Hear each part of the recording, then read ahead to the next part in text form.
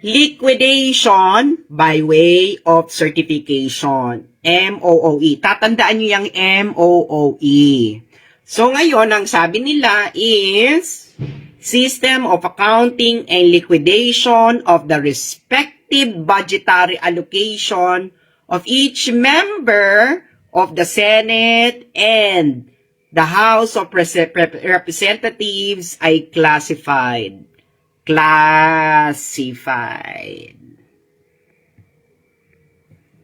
So ngayon, may pirma si Belmonte, si Enrile, 'di ba? Pinasa nila ito 2011 at 2012. Kaya nga noong 2013, may balita ang Philippine Star. Senate barred COA from fund scrutiny. 'Di ba? Sabi nila, matagal na itong problema from the utilization of public funds to the exact number of people on the payroll of each lawmaker. Congress has kept auditors in the dark. Kung ang auditing ng kung ang auditing ng budget allocation, tatanong ko uli sa inyo kung ang auditing ng budget allocation ng bawat senador at miyembro ng House of Representatives ay classified, ano ang pondo nila? Di classified. Liquidation by certification lamang ang kailangan nila para sabihin na ang MOOE nila ay ginamit sa MOOE. Ibig sabihin po ng liquidation by certification is, pag ibinigay mo sa akin ang pera, sabihin natin binigyan mo ko ng 100 million, kailangan ko lang gumawa ng kasulatan na yung 100 million na yon ay ginamit ko sa MOOE. Diba? MOOE. Okay. So, kaya, yung mga nagsasabi dyan, bakit ako humingi ng audit report? Dahil alam ko na po ang sagot. Dahil po hindi kayo ma-audit individually. Dahil kayo ay nagpasa ng resolution na classified ang auditing at liquidation ng budgetary allocation sa bawat miyembro ng Senado at Kongreso. Kailangan nyo lang ng liquidation by certification. Hindi kayo makakapag-produce sa amin ng mga resibo at kung ano-ano pa dahil hindi naman kayo required. At sinong gumawa ng batas na ito? Kayo rin, ang Kongreso at Senado. Kayo ang naghirang na ang pondo ninyo ay classified. Huwag nyo kaming bula-bulahin na hindi classified. Para sabihin nyo na hindi classified, edi i-repeal ninyo ang concurrent resolution number 10 noong 2011. Kaya hindi kayo masuscrutinize isa-isa. Dahil nga classified Yaan, kayo mismo ang nagpasa niyan na classified ang information na yan. Kaya, ang ibinibigay nyo lang, pinapakita nyo lang sa mga tao ay yung general itemization.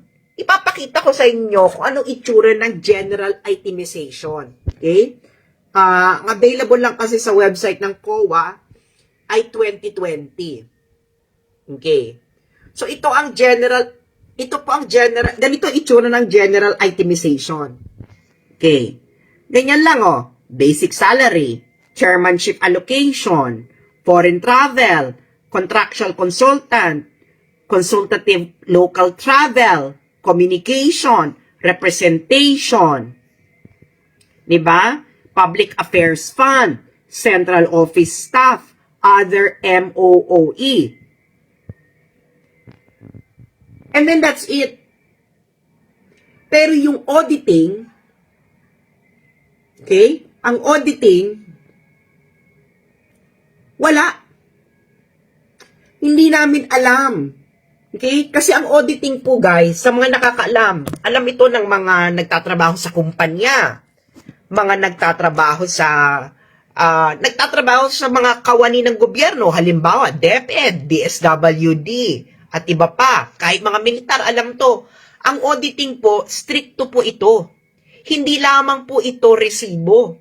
Kailangan ipakita mo na matindi ang auditing. Kailangan papakita mo na necessary na bilhin nga ito. Na paano yung mga binili noon pa? Anong gagawin doon? Paano siya i-dispose? So, can you imagine guys, bibigyan mo ko, okay, ng MOOE. Sabihin natin, bibigyan mo ko ng 6 million per year. Gagawa lang ako ng kasulatan. Naggagastusin ko yan sa MOOE. Wala na, hindi ko na kailangan magpakita ng resibo. Hindi na ako kailangan i-audit ng COA. Hindi na ako pwedeng busisiin ng COA na ang paggamit ko ng perang inalat sa akin ay hindi pagwawaldas. Walang ganong nangyayari sa Kongreso at Senado.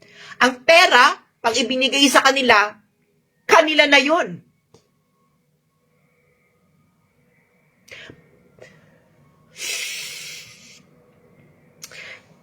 Ganito yan guys ha. Halimbawa, bibigyan mo ko ng MOOE sa isang normal na government agency. Pag ako ay bumili ng laptop, ng computer, gamit ang pera ng gobyerno, kaninong property yon? Yung laptop at computer na yon? Sa gobyerno o akin? Pakisagot lamang po sa comment section. Pag ako ay bumili ng laptop o computer or upuan na gamit ang pera ng gobyerno, kanino ang property na yon? Sa government, di ba? Ngayon, para malaman natin na kailangan may inventory ang mga binili mo. Na furniture, computer, etc. At pagkatapos ng termino mo, iti-turn over mo ito sa gobyerno. Di ba?